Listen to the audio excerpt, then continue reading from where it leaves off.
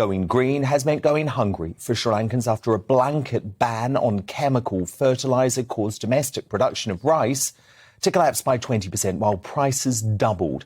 And discontent at the dangerous and damaging march to net zero is spreading west too. Inspired by Canada's liberty-loving truckers, Dutch farmers have created their own freedom convoy in protest at the country's strict green laws. Protests erupted across the border in Germany too as people all over the continent reject the speedy and devastating path to ruin. Neil Oliver, wow, this is one heck of a movement, and surely it must be a wake-up call to politicians here in the UK. Well, you would think so. What's extraordinary amongst much else is the extent to which it's being overlooked by so much of the mainstream media. As you say, these are mass popular movements involving thousands of people.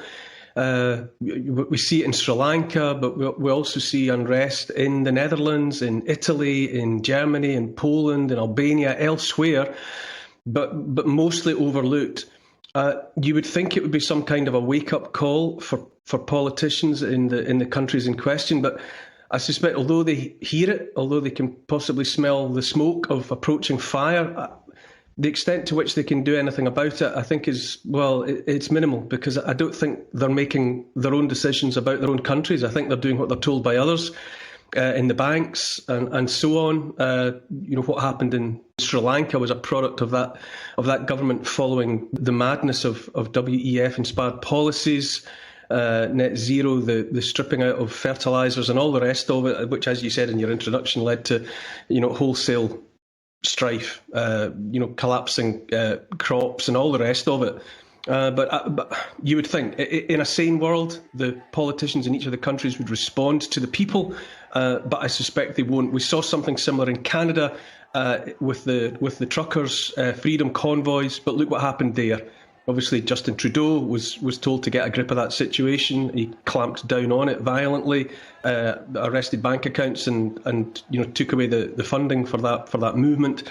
It's a very interesting one to watch. I'm glad you're covering it. I've been paying attention to it also, but I think it's the most important story internationally over the weekend, I think, Neil, and it's fascinating, isn't it, to see the MSM ignore it until they no longer can. And it reached that tipping point in Sri Lanka.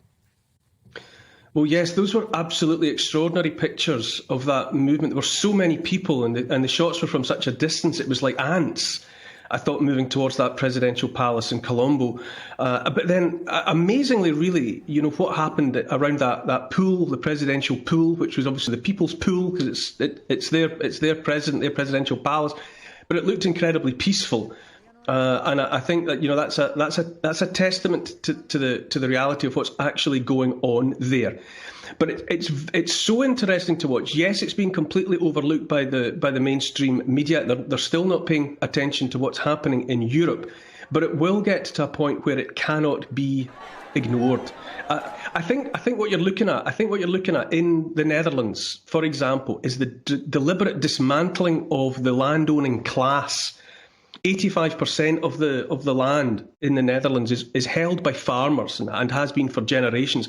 And that's an inconvenient situation for globalist leftist politicians who've got other ideas for the land, which is specifically to build houses to cope with the immigration, the levels of immigration that are going on. They've empowered themselves, the politicians, to help themselves to 30% of the Dutch farmers' land. And surprise, surprise, just as I suspect you would or I would if the government came into our homes and said they were taking 30% of everything we owned and had worked for, the farmers have said no. As well they should. It becomes harder and harder.